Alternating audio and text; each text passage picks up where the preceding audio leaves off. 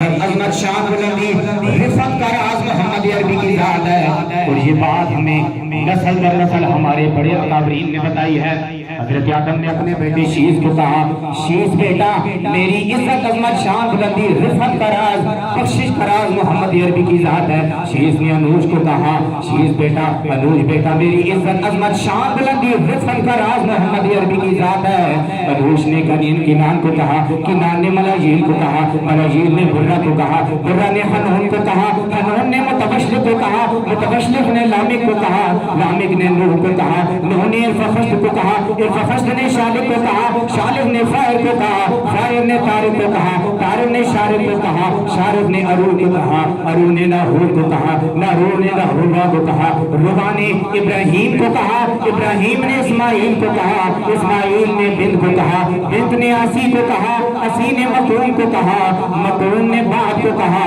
بعد نے ابنان کو کہا، ابنان نے نزار کو کہا، نزار نے مدر کو کہا، مدر نے الیاس کو کہا، الیاس نے مدرکہ کو کہا، مدرکہ نے خزیمہ کو کہا، خزیمہ نے ابو بکر کو، خزیمہ نے اپنے بیٹے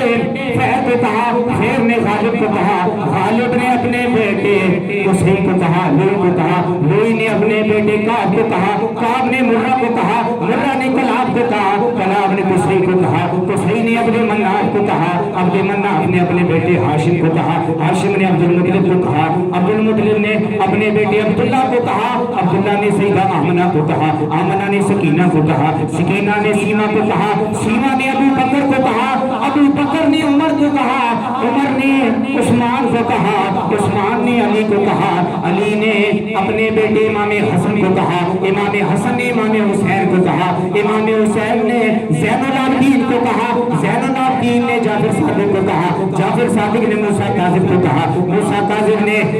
علی رضا کو کہا، علی رضا نے امام نقی کو کہا، امام نقی نے امام تقی کو کہا، امام تقی نے حسن عسکری کو کہا، حسن عسکری نے داتا علی اجمیری کو کہا، داتا علی اجمیری نے خواجہ اجمیری کو کہا، خواجہ اجمیری نے امام ربانی کو کہا،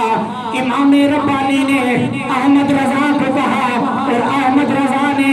پوری دنیا کے غیور سنی مسلمانوں کو کہہ دیا ہماری عزت عظمت شان بلندی رفعت کا راز محمد عربی کی ذات ہے۔ اور غیور سنیوں نے پھر مل کر کیا کہا، مل گئے مصطفیٰ